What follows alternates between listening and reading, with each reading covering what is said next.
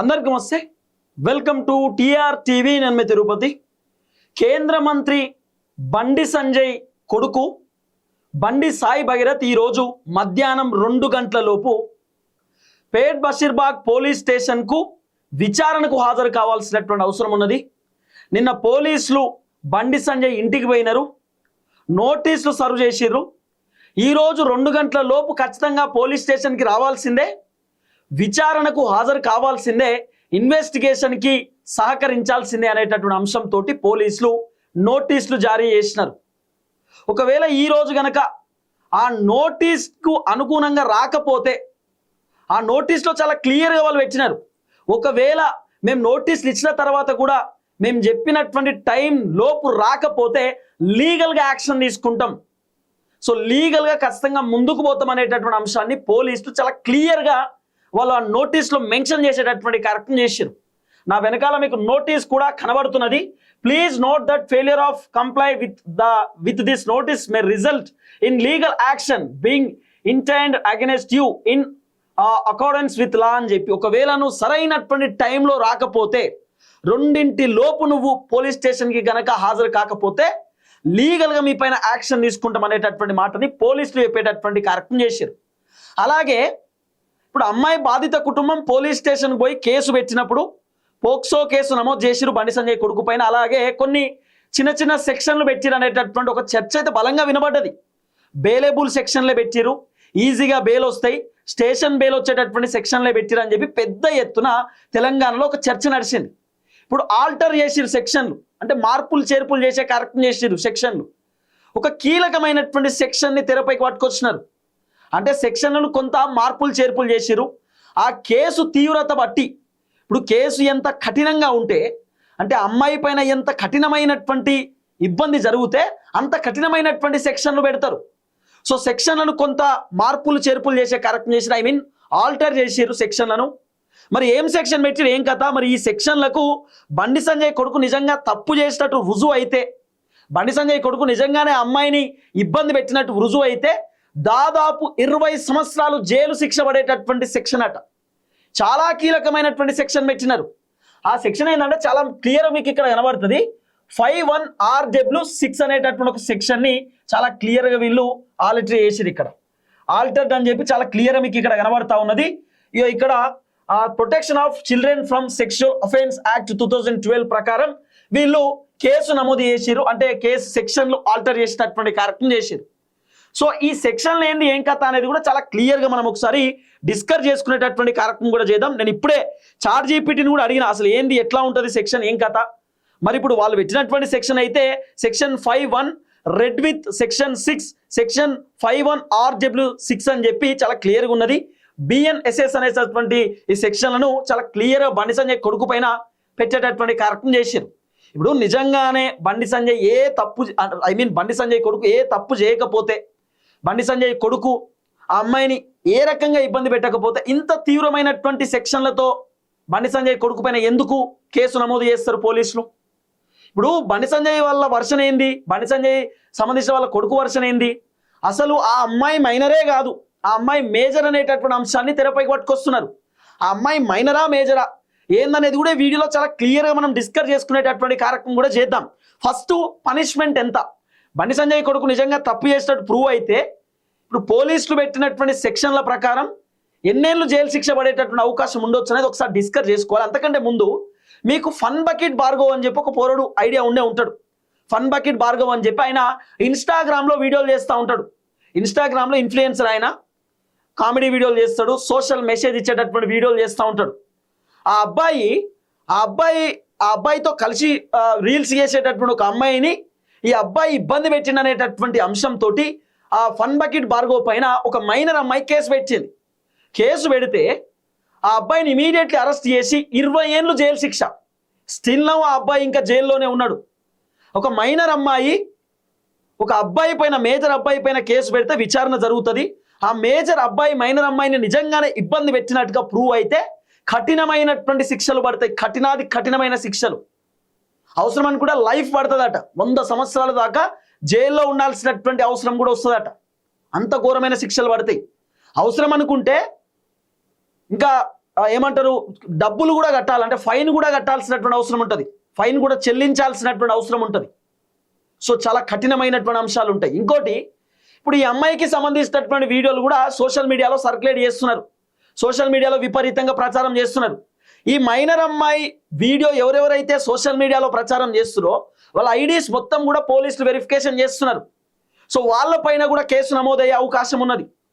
ఎప్పుడైతే పోక్సో కేసులో ఇరుక్కుంటారో బయటికి రావడం చాలా కష్టం, చాలా చాలా కష్టం. మీరు గుర్తుపెట్టుకోండి. ఇప్పుడు ఏపీలో ఒక ఇంటర్వ్యూ చేసేటప్పుడు ఒక యాంకరు, ఆ యాంకరు ఒక అమ్మాయిని అబ్బాయిని ఇద్దరు మైనర్లను తీసుకొచ్చి ఇంటర్వ్యూ చేసింది. వాళ్ళు ఏదో ఇద్దరు లవ్ చేసుకుంటారని సంథింగ్ రకరకాలుగా ఏదో ఇంటర్వ్యూ చేస్తే ఆయన తీసుకుపోయి ఇప్పుడు లోపడేసారు. నువ్వు ఒక మైనర్ని ఎట్లా తీసుకొచ్చి ఇంటర్వ్యూ చేస్తావు, సమాజం ముందు ఎట్లా కూర్చోబెడతావు? వాళ్ళిద్దరు ఆ ఇంటర్వ్యూలోనే ముద్దులు పెట్టుకుంటున్నారు, ఆ ఇంటర్వ్యూలోనే అంత రకరకాలుగా మాట్లాడుకుంటున్నారు, మేము పెళ్లి చేసుకుంటాం, మేము ఏదో చేస్తామన్నట్టుగా మాట్లాడుతున్నారు, ఇద్దరు మైనర్. సో ఈ ఇంటర్వ్యూ చేసేటటువంటి పర్సన్ తీసుకుపోయి ఇప్పుడు లోపడేసారు, ఆయన పైన కేసు నమోదైంది. సో ఇట్లా జరుగుతూ ఉంటుంది సాధారణంగా. మైనర్ తెలిసి తప్పు చేసినా తెలియక తప్పు చేసినా మేజర్దే తప్పు, మేజర్ శిక్ష అనుభవించాల్సిందే.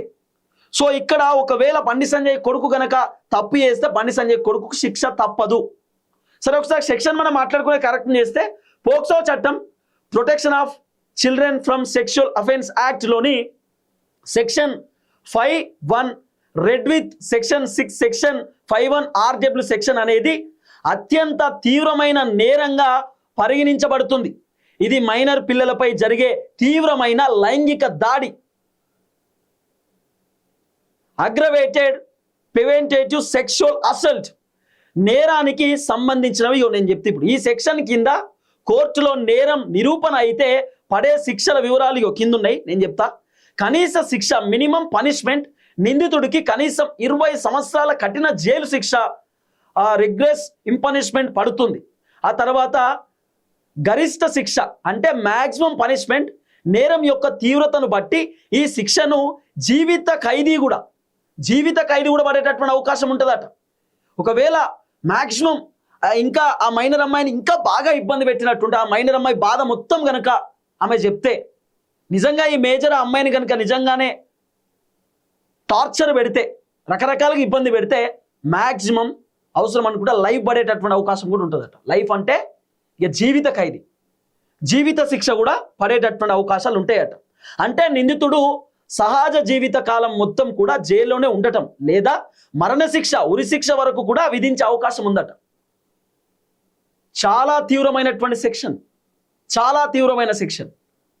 ఎక్కడ కూడా తప్పు అంత తప్పు జరిగిన ఆ అమ్మాయి నిజంగానే నన్ను చాలా ఇబ్బంది పెట్టింది అనేటటువంటి ఆమె బాధని కనుక ఆమె చెప్తే, నిజంగా అంత దారుణమైనటువంటి ఘటన జరిగితే మేజర్ పైన కఠినమైనటువంటి శిక్షలు పడే అవకాశాలు బలంగా కనబడుతున్నాయి. నేను అందుకే అసలు ఏందనేది మీకు చెప్తున్నా. ఇగో జైలు శిక్షతో పాటు కోర్టు భారీగా జరిమానా కూడా విధిస్తుంది. నేను చెప్పినా కదా, ఫైన్ కట్టాల, జరిమానా, భారీగా జరిమానా కూడా విధిస్తుంది. ఈ జరిమానా మొత్తాన్ని బాధితురాలు వైద్య ఖర్చులు మరియు పునర్వాసం కోసం అందజేస్తారట. తర్వాత ఈ సెక్షన్ కింద నమోదైన కేసులు అత్యంత తీవ్రమైనవి మరియు బేలేబుల్ రావడానికి వీలు లేనివి. నాన్ బేలేబుల్ అటు, ఇక బెయిల్ రావడానికి వీలే లేదట. ఒకసారి ఈ సెక్షన్ గనక ఒక పర్సన్ పైన అయితే, ఇలాంటి సెక్షన్తో ఒక పర్సన్ పైన కేసు అయితే నాన్ బేలేబుల్, ఇంకా బెయిల్ కూడా వచ్చేటటువంటి పరిస్థితి ఉండదు, కంప్లీట్ జైల్లోనే ఉండాలా. ఉరి శిక్ష పడే అవకాశం ఉంటుందట, జీవిత ఖైదీ ఉండేటటువంటి అవకాశం ఉంటుందట, 20 సంవత్సరాల పాటు జైల్లో ఉండేటటువంటి అవకాశాలు కూడా ఉంటాయట. కేసు తీవ్రతని బట్టి, అంటే కేసు ఎంత క్రూషియల్గా ఉంటే, కేసు ఎంత కీలకంగా ఉంటే శిక్ష అంత కీలకంగా పడేటటువంటి అవకాశం ఉంటుంది. సో ఇది ఈ సెక్షన్లో ఉన్నటువంటి అంశం. తర్వాత సాధారణంగా ఇలాంటి కేసులో నిందితులకు అంత సులభంగా బెయిల్ లభించదు. మీరు ఈ కేసుకు సంబంధించిన మరింత సమాచారం ఇక వాళ్ళు అడుగుతా ఉన్నారు, ఇంకేమైనా కావాలంటే చెప్పండి అని చెప్తా ఉన్నారు. ఇట్లా ఈ రకమైనటువంటి సెక్షన్ని బండి సంజయ్ కొడుకు పైన పోలీసులు ఆల్టర్ చేశారు. ఇప్పుడు ఆ అమ్మాయి పైన నిజంగా బండి సంజయ్ కొడుకు ఏం చేయకపోతే, ఏం ఇబ్బంది పెట్టకపోతే ఇంత తీవ్రమైనటువంటి సెక్షన్ ఎందుకు పెడతారు? సెక్షన్లు గతంలో వేరేది పెట్టినారు, ఇప్పుడు ఆల్టర్ చేస్తారు, అంటే సెక్షన్లను మార్చేటటువంటి కార్యక్రమం చేశారు. ఎందుకు ఇంత తీవ్రమైనటువంటి సెక్షన్లు పెడతారు? మీరు ఒక్కసారి ఆలోచన చేసేటటువంటి కార్యక్రమం చేయండి. ఇప్పుడు ఇంత తీవ్రమైనటువంటి సెక్షన్ పెట్టినారు అంటేనే ఏదో జరుగుతుందని అర్థం. ఏదో జరిగిందని అర్థం. ఆ అమ్మాయి స్టేట్మెంట్ రికార్డ్ చేసిరట. ఆ అమ్మాయి బాధంతా కూడా అమ్మాయి చెప్పుకునేటటువంటి కార్యక్రమం చేసిందట. కాబట్టి మరి ఆ అమ్మాయి స్టేట్మెంట్ రికార్డ్ చేసిన తర్వాతనే కేసు తీవ్రతని బట్టే బండి సంజయ్ కొడుకు పైన ఎలాంటి సెక్షన్ పెట్టినరా పోలీసులు అనేది కూడా ఒక పెద్ద క్వశ్చన్ మార్క్ లెక్కనే కనబడుతున్నది. ఒకవేళ నిజంగా ఆ అమ్మాయిని ఇబ్బంది పెట్టినట్టుగా ప్రూవ్ అయితే నేను చెప్పినటువంటి శిక్షలలో ఏదో ఒక శిక్ష పడే అవకాశాలు ఉంటాయి. ఈ సెక్షన్ ప్రకారం అయితే, ఈ సెక్షన్ ఆల్టర్ చేసారు కాబట్టి, సెక్షన్ పెట్టినారు కాబట్టి ఈ సెక్షన్ ప్రకారం అంత కఠినమైనటువంటి శిక్ష పడే అవకాశాలు ఉంటాయి. ఇక నెక్స్ట్, ఆ అమ్మాయి మేజర్ అంటున్నారు, మైనర్ కాదు అంటున్నారు. మరి ఆ అమ్మాయి మేజరా మైనరా అనేది ఒకసారి చాలా క్లియర్గా నేను మీకు చెప్పేటటువంటి కార్యక్రమం చేస్తా. నా దగ్గర బర్త్ సర్టిఫికేట్ ఉన్నది ఆ అమ్మాయికి సంబంధించి. నేను ఎక్కడ కూడా డీటెయిల్స్ బయట పెట్టట్లేదు, ఎందుకంటే అమ్మాయి మైనర్ కాబట్టి ఆమె పేరు, ఆమె డేటా నేను ఎక్కడ కూడా చెప్పట్లేదు. కానీ నేనేమంటున్నా అంటే, ఇప్పుడు బర్త్ సర్టిఫికేట్లు 2 ఉన్నాయి నా దగ్గర. ఒకటి government department of municipal administration అని చెప్పి municipal health department birth certificate ఒకటి ఉన్నది. ఈ బర్త్ సర్టిఫికేట్లో 2010 ఉన్నది ఆమె date of birth. August 2010 date of birth ఉన్నది. అమ్మాయి 2010లో పుట్టింది అని చెప్పి గవర్నమెంట్ ఇచ్చినటువంటి సర్టిఫికేట్. సో బర్త్ సర్టిఫికేట్లో ఆ మైనర్ అమ్మాయికి సంబంధించినటువంటి డేట్ ఆఫ్ బర్త్ 2010. ఇప్పుడు 2010 అంటే ఇప్పటికీ అమ్మాయి 16 to 17 ఇయర్సే ఉండాలా. ఇప్పుడు 2016 కదా, 2010లో అమ్మాయి పుడితే ఆ అమ్మాయి మైనర్ కిందకే వస్తుంది, అమ్మాయి మేజర్ కిందికి రాదు. ఇప్పుడు బండి సంజయ్ కొడుకు ఏమంటున్నాడు, లేదు ఆమె మేజర్ అంటున్నాడు. ఇప్పుడు ఒక పేపర్లో వార్త ఏమొచ్చింది, ఆమె మైనరా మేజరా అర్థం కావట్లేదు, మేజర్ అని మాకు తెలుస్తున్నది, మేజర్ అని అనిపిస్తున్నది.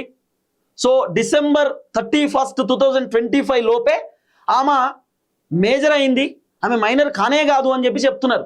2025 ఆగస్టులోనే ఆమె మేజర్ అంటున్నారు. సో సర్టిఫికేట్స్ చూస్తుంటే బర్త్ సర్టిఫికేట్లో 2010 అని ఉన్నది డేట్ ఆఫ్ బర్త్. మరి 2010 అనుకుంటే 2026 అనుకుంటే మరి కేవలం ఒక 16 years 17 years ఏజ్ మాత్రమే వస్తుంది. అంటే మైనర్ కిందకే వస్తుంది ఆ అమ్మాయి. ఇప్పుడు ఇంకో డేట్ ఆఫ్ బర్త్లో ఏమని ఉన్నది ఆ అమ్మాయికి సంబంధించి 2008 ఉన్నది. 2008 అయినా కూడా ఆ అమ్మాయికి 2026 ప్రకారం 18 years వస్తాయి. అది కూడా ఆగస్ట్ అయితే. అమ్మాయి ఆగస్టులో పుట్టింది, ఆగస్టులో అయితేనే 18 వస్తాయి. ఈ ఇయర్ ఆగస్ట్ అయితే ఆమె 18th బర్త్డే చేసుకోవాలా, కానీ ఆగస్ట్ ఇంకా రాలేదు కదా. ఆగస్టు రాలే కాబట్టి ఆమె ఇంకా మైనర్ కిందకే వస్తుంది. ఎప్పుడైతే నీ పుట్టినరోజు తేదీ వస్తుందో అప్పుడే నీ డేట్ ఆఫ్ బర్త్ పెరుగుతుంది, అంటే నీ ఏజ్ పెరుగుతుంది. పుట్టినరోజు తేదీ కంటే ముందు నువ్వు ఏ ఏజ్లో ఉన్నావు అదే ఏజ్లో ఉండాలా. ఇప్పుడు నా ఏజ్ ఎంతనో అదే ఏజ్ ఉంటుంది. మళ్ళీ నాకు ఆగస్టు 15కి నా పుట్టినరోజు, మళ్ళీ ఆగస్టు 15th రోజు నా ఏజ్ పెరుగుతుంది, నేను ఏజ్ పెంచుకోవాలి. సో ఆ విధంగా ఉంటుంది. ఇప్పుడు అమ్మాయి 2008లో పుట్టినా 2010లో పుట్టినా ఆ అమ్మాయి మైనర్ అన్నట్టే, ఇంకా మేజర్ ఏం కాదు. 2008లో ఒకవేళ ఆ అమ్మాయి పుడితే 2008లో ఆమె డేట్ ఆఫ్ బర్త్ ఉంటే 2026కి 18 అవుతున్నాయి. కానీ ఆగస్ట్ వస్తేనే 18, ఇంకా 2-3 months ఉన్నది ఆమె మేజర్ కావడానికి. సో అమ్మాయి మైనర్. నా దగ్గర ఇంకోటి కూడా ఉన్నది, ఇంకో వెరిఫికేషన్ నేను కూడా తెప్పించుకునే కార్యక్రమం చేస్తే దాంట్లో కూడా 2010 ఉన్నది, 2010. కాబట్టి ఇవన్నీ చూస్తుంటే ఆ అమ్మాయి 100% మైనర్, దాంట్లో వేరే ఆప్షన్ లేదు, ఆమె మైనర్ అన్నట్టే లెక్క. కాబట్టి ఇక కాదు ఆమె మేజర్ అని చెప్పి రకరకాలుగా వీళ్ళు చెప్పేటటువంటి కార్యక్రమం చేస్తున్నారు. లేదు ఆ అమ్మాయి మైనర్. అయితే దీంట్లో ఇంకా కీలకమైనటువంటి విషయాలు మాట్లాడుకోవాలి. ఇప్పుడు అమ్మాయి వాళ్ళ అమ్మ పేట్ బషీర్బాగ్ పోలీస్ స్టేషన్లో ఏమని కేసు పెట్టినారు, ఏం కథ అనేది కూడా కొంత బయట వినబడుతున్నది. ఈ బండి సంజయ్ కొడుకు ఆ అమ్మాయిని ఎక్కడెక్కడ ఇబ్బంది పెట్టిండు, ఏ ప్లేసెస్లో ఇబ్బంది పెట్టిండు అనేటటువంటి ఒక అంశం కూడా తెరపైకి వస్తున్నది. ఏంటంటే October 25 నానక్రామ్ కూడా అపార్ట్మెంట్లో ఈ అమ్మాయిని తీసుకుపోయి 3 రోజులు నువ్వు అపార్ట్మెంట్లోనే ఉండాలని చెప్పిండట. 3 రోజులు నువ్వు అపార్ట్మెంట్లోనే ఉండాలా అని చెప్పి ఈ అమ్మాయిని బండి సంజయ్ కొడుకు అన్నాడట. ఆ నానక్రామ్ కూడా అపార్ట్మెంట్లో బండి సంజయ్ వాళ్ళ కొడుకు వాళ్ళ దోస్తులు కూడా ఉన్నారట. బండి భగీరథ్ వాళ్ళ దోస్తులు కూడా అదే అపార్ట్మెంట్లో ఉన్నారట, 3. ఆ అమ్మాయిని తీసుకుపోయిండ్రు. అట్లనే బండి సంజయ్ వాళ్ళ కొడుకుతో పాటు వాళ్ళ దోస్తులు, బండి భగీరథ్తో పాటు వాళ్ళ ఫ్రెండ్స్ కూడా నానక్రామ్ కూడా అపార్ట్మెంట్లో ఉన్నారట. మరి 3 days ఉన్నారా లేదా అనేది ఇంకా కన్ఫర్మేషన్ తెలవాలా. 3 days నిజంగా అపార్ట్మెంట్లో ఉన్నారా, 3 days ఏం చేస్తారు, ఏం కథ అనేది అమ్మాయి స్టేట్మెంట్ రికార్డ్ చేసే ఉంటారు పోలీసులు. ఇంకా పూర్తి స్థాయిలో తెరపైకి రావాలి. చాలా సెన్సిటివ్ కేసు కదా, మైనర్ అమ్మాయికి సంబంధించిన కేసు కాబట్టి వెరీ సెన్సిటివ్. సో అన్ని అంశాలు ఇంకా బయటపడాల్సినటువంటి అవసరం ఉంటుంది. ఆ తర్వాత నవంబర్ 13 మొయినాబాద్ ఫామ్ హౌస్కి తీసుకుపోయిందట. నవంబర్ 13కు మొయినాబాద్ ఫామ్ హౌస్. నిజంగా అమ్మాయి పేరెంట్స్ కూడా ఏం చేస్తున్నట్టు మాట్లాడితే కోపం వస్తుందేమో. అక్టోబర్ 25కు నానాక్రామ్ కూడా అపార్ట్మెంట్కు ఈ భగీరథ్ తీసుకుపోయి అమ్మాయిని ఇబ్బంది పెడదామనే ఆలోచనలో ఉన్నప్పుడు మళ్ళీ నవంబర్లో ఎందుకు పంపించాలా? నవంబర్లో ఎందుకు పంపాలి? మీకు తెలియదా మీ అమ్మాయి ఏం చేస్తుందో? అట్లీస్ట్ కొంచెం అబ్జర్వ్ చేయాలి కదా. మీరు ఎంత బిజీ ఉన్నా కూడా సరే మాట్లాడదాం, సరే మైనర్ అమ్మాయి సరే మాట్లాడదాం. నవంబర్ 13 మొయినాబాద్ ఫామ్ హౌస్ తీసుకుపోయిందట. మొయినాబాద్ ఫామ్ హౌస్లో కూడా భగీరథ్ వాళ్ళ దోస్తులు కూడా ఉన్నారట. ఆ తర్వాత మూడోసారి డిసెంబర్ 31 5 అబ్బాయిలు 2 అమ్మాయిలు. ఇప్పుడు అమ్మాయి స్టేట్మెంట్ ఏంది? డిసెంబర్ 31 నన్ను మొయినాబాద్ ఫామ్ హౌస్ తీసుకుపోయిండు, నాతో పాటు 2 అమ్మాయిలు ఉన్నారు, భగీరథ్తో పాటు 4 అబ్బాయిలు ఉన్నారు, మొత్తం 5 అబ్బాయిలు. అంటే డిసెంబర్ 31కి ఈ మైనర్ అమ్మాయిని భగీరథ్ బ్రీజర్ తాగమని చెప్పి ఫోర్స్ చేసిండట. నువ్వు బ్రీజర్ తాగాలి, బ్రీజర్ తాగమని చెప్పి ఫోర్స్ చేసిందట. ఆ అమ్మాయి కూల్ డ్రింక్ తాగితే ఆ కూల్ డ్రింక్లో ఈ భగీరథ్ అనేటటువంటి బండి సంజయ్ కొడుకు ఈయన ఆల్కహాల్ కలిపిండట. ఆల్కహాల్ కలిపి లైంగికంగా ఆ అమ్మాయిని ఇబ్బంది పెట్టిండు అనేది వర్షన్ మొయినాబాద్ ఫామ్ హౌస్లో. ఆ తర్వాత అమ్మాయి వాళ్ళ పేరెంట్స్కి చెప్పిన తర్వాత వాళ్ళ పేరెంట్స్ అప్పుడు బండి సంజయ్ కొడుకుతే మాట్లాడితే ఆయనే రకరకాలుగా ఏదో చెప్తే ఆ తర్వాత ఈ పంచాయతీ ఎంత జరిగింది అనేది కొంత వినబడుతున్న వ్యవహారం. సో ఇప్పుడు ఆల్రెడీ కేసు నడుస్తున్నది కాబట్టి ఆ డీటెయిల్స్ ఇంకా పూర్తి స్థాయిలో మనం చెప్పకూడదు. ఇన్వెస్టిగేషన్ జరుగుతున్నది, ఇన్వెస్టిగేషన్ ఖచ్చితంగా ఇంకా ముందుకు పోతున్నది. లెట్స్ డిసైడ్ కోర్టు చెప్పాలి అసలు ఏం జరిగింది, ఏంది, ఏం జరుగుతున్నది, ఏం కథ అనేది చెప్పాలి. ఇప్పుడు ఆల్రెడీ డీసీపీ గారు సిట్ అధికారి పూర్తి స్థాయిలో అమ్మాయిని విచారణ చేస్తున్నారు. అలాగే బండి సంజయ్ కొడుకును కూడా విచారణ చేస్తున్నారు. అసలు జరిగినటువంటి పరిణామం ఏంది, ఏం కథ, ఏం జరుగుతున్నది, అసలు ఈ కేసులో ఏంది కథ, మీకు ఎక్కడ పరిచయం ఏర్పడ్డది, నువ్వు ఫామ్ హౌస్కి ఎందుకు తీసుకుపోయినావు, నీతో పాటు ఎంతమంది ఉన్నారు, అలాగే ఈ అమ్మాయిని తీసుకుపోయి నువ్వు ఏం చేసినావు, ఈ అమ్మాయి నీతో ఎన్నిసార్లు ఫోన్ మాట్లాడింది, మీరు ఎక్కడికి పోయినారు, అలాగే ఈ అమ్మాయి కుటుంబానికి నీకు ఇంత ఫ్రెండ్షిప్ ఎట్లా ఏర్పడ్డది, మీరు ఇంత క్లోజ్నెస్ ఎట్లా ఉన్నారు అని చెప్పి అన్ని అంశాలపైన పోలీసులు ఈరోజు బండి సంజయ్ కొడుకుని విచారణ చేసే కార్యక్రమం చేయవచ్చు. నిన్న బండి సంజయ్ అన్న యాత్రలో, నిన్న కరీంనగర్లో యాత్ర పెట్టిండు, యాత్రలో మాట్లాడుతున్నాడు, చాలా బాధపడుతూ ఎమోషన్ అయి మాట్లాడుతున్నాడు. నాదే తప్పు, నన్ను క్షమించండి, నా కొడుకుకు నేను టైం ఇవ్వలేదు, మీరే నా కొడుకులు అనుకున్నా, మీరే నా అన్నదమ్ములు అనుకున్నా, పబ్లిక్ తోటే తిరిగినా నా కొడుకుకు టైం ఇవ్వలేదు, నా కొడుకు తప్పు చేస్తే నా కొడుకును కూడా నేను క్షమించను అనేటటువంటి మాటను నేను బండి సంజయ్ ఆయన మాట్లాడే కార్యక్రమం చేస్తున్నాడు. లిటరల్గా ఆయన కన్నీళ్ళు పెట్టుకుంటున్నాడు, లిటరల్గా ఎమోషన్ అయి ఏడుస్తున్నాడు. కానీ నేను ఏడుస్తలేను అని చెప్పి మళ్ళీ కన్నీళ్ళు దుర్చుకునే కార్యక్రమం కూడా చేసింది. చూసినప్పుడు చాలా బాధ అనిపించింది. అరే పాపం చాలా చిన్న స్థాయి నుండి దిగిండు, కార్పొరేటర్ స్థాయి నుండి దిగినటువంటి వ్యక్తి, పాపం చాలా ఎమోషన్ అనిపించింది. కానీ ఏం చేయలేం కదా, ఒక మైనర్ అమ్మాయిని ఇబ్బంది పెట్టిండు అనేటటువంటి కేసు వచ్చినప్పుడు ఖచ్చితంగా ఎదుర్కోవాల్సిన బాధ్యత ఉంటుంది ఒక కేంద్ర మంత్రికి. వాళ్ళ కొడుకు పైన కేసు వచ్చినప్పుడు చెప్తున్నాడు క్లియర్గా బండి సంజయ్ కూడా, నా కొడుకు తప్పు చేసినా వదిలిపెట్టను, నా కొడుకు తప్పు చేస్తే శిక్ష పడాల్సిందే, నా కొడుకుకు ఒక చట్టం, సామాన్యులకు చట్టం అట్లేం లేదు, అందరికి చట్టం సమానమే, చట్టం ఎవరికి చుట్టం కాదు అని చెప్పి నిన్న బండి సంజయ్ మాట్లాడిండు. సో లెట్స్ సీ ఏం జరగబోతున్నది, ఏం కథ అనేది కూడా చూడాలా. కానీ సెక్షన్లు చూస్తుంటే కొంత మరి కేసు తీవ్రత అంత మాత్రమే ఉందేమో, అంటే కేసు తీవ్రతను బట్టే కదా సెక్షన్లు కూడా పెడతారు, కేసు తీవ్రతను బట్టే కదా కేసు కూడా ముందు పోతుంది అంటారు. ఇప్పుడు కేసు తీవ్రత అంత ఉంది కాబట్టే ఈ సెక్షన్లు పెట్టిరు బండి సంజయ్ కొడుకు పైన అనేది కొంత వినబడుతున్న వ్యవహారం. చాలా క్లియర్గా నోటీస్లో వాళ్ళు పేర్కొన్నారు, ఇగో altered to section 51RW6 of protection of childrens of sexual offence act 2012 అని చాలా క్లియర్గా పెట్టినారు, వాళ్ళు మెన్షన్ చేసినారు నిన్న బండి సంజయ్ కొడుకుకి ఇచ్చినటువంటి నోటీస్లో. సో కాబట్టి ఏం జరగబోతుంది అనేది ఇంకా చూడాల్సినటువంటి అవసరం ఉంటుంది, ఏం జరుగుతుంది, ఏం కథ అనేది ఇంకా వేచి చూడాల్సినటువంటి అవసరం ఉంటుంది. కానీ అమ్మాయి క్లియర్గా చెప్తున్నది, డిసెంబర్ 31, 2025 మొయినాబాద్ ఫామ్ హౌస్ తీసుకుపోయిండు. ఫామ్ హౌస్లో నాతో పాటు 2 అమ్మాయిలు ఉన్నారు, భగీరథ్తో పాటు 4 అబ్బాయిలు ఉన్నారు, నన్ను బ్రీజర్ తాగమని ఫోర్స్ చేసిండు, నేను తాగలేదు, కూల్ డ్రింక్ తాగుతున్న టైంలో ఆల్కహాల్ కలిపి నా పైన అగత్యానికి పాల్పడ్డాడు అని చెప్పి అమ్మాయి ఇచ్చినటువంటి స్టేట్మెంట్ అట. అమ్మాయి తల్లి కంప్లైంట్ ఇచ్చిందట ఈ విధంగా 3 times, ఒకటి నానక్రామ్ కూడా అపార్ట్మెంట్, ఒకసారి మొయినాబాద్ ఫామ్ హౌస్, మూడోసారి మొయినాబాద్ ఫామ్ హౌస్. ఇది వినబడుతున్నటువంటి అంశం. కానీ దీంట్లో చాలా ట్విస్టులు ఉన్నాయి. అసలు బండి భగీరథ్ ఎట్లా క్లోజ్ అయింది అమ్మాయికి? అమ్మాయి వాళ్ళ పేరెంట్స్ భగీరథ్ని అంత ఎందుకు నమ్మిర్రు? ఆ అమ్మాయి 3-4 డేస్ బయటికి పోతుండా పేరెంట్స్ ఏం చేస్తున్నారు? మరి ఈ ఇష్యూ తెలిసిన వెంటనే ఎందుకు కేసు పెట్టలేదు? ఇప్పుడు ఎందుకు కేసు పెడుతున్నారు? బండి సంజయ్ ఇంటికి ఈ పేరెంట్స్ ఎందుకు పోయినారు? అమ్మాయి పేరెంట్స్ బండి సంజయ్ ఏమని మాట్లాడిండు, ఏమని దూషించిండు వీళ్ళను? అసలు వీళ్ళ మధ్యలో జరిగినటువంటి కథ ఏంది? మరి మైనర్ అమ్మాయి పైన అగాత్యం జరుగుతూ ఎప్పుడో పెట్టాలి కదా కేసు, ఇప్పుడు ఎందుకు పెట్టినారు? మరి ఈయనేమో మనీ ట్రాప్ చేసిర్రు, 5 కోట్ల రూపాయలు డిమాండ్ చేసిరు, 50,000 రూపాయలు ఇచ్చినా అని చెప్పి బండి సంజయ్ కొడుకు చెప్తున్నాడు. ఒక రోజు ఆ అమ్మాయి డ్రైవింగ్ చేస్తుంటే ట్రాఫిక్ పోలీసులు పట్టుకున్నారట. ఆ అమ్మాయి దగ్గర వెహికల్ లాక్కున్నారు. ఆ అమ్మాయి వాళ్ళ నాన్న వచ్చి చలాన్ కట్టిండట. అప్పటికే అమ్మాయి ఏజ్ 18 వచ్చింది అమ్మాయికి అని చెప్పి నిన్న హైకోర్టు పోయినాడు కదా బండి సంజయ్ కొడుకు, మధ్యంతర బెయిల్ కోసం. దాంట్లో పేర్కొన్నాడు, కొన్ని స్క్రీన్ షాట్స్ కూడా పెట్టినారు. దాంట్లో వాట్సాప్లో చాట్ చేసినాయి. మీ అమ్మాయి నన్ను బెదిరిస్తున్నది, డెటాల్ పట్టుకున్నది, తాగుతా అంటున్నది, నన్ను ఎవరు చూసుకోవట్లేదు, నేను ఉండనిక అని చెప్పి మీ అమ్మాయి నన్ను ఇబ్బంది పెడుతున్నది, ఆంటీ ఫోన్ లేపండి, అంకుల్ ఫోన్ లేపండి, మీతో మాట్లాడాలని చెప్పి భగీరథ్ వాళ్ళతో చాట్ చేసిండు. ఎవరితో?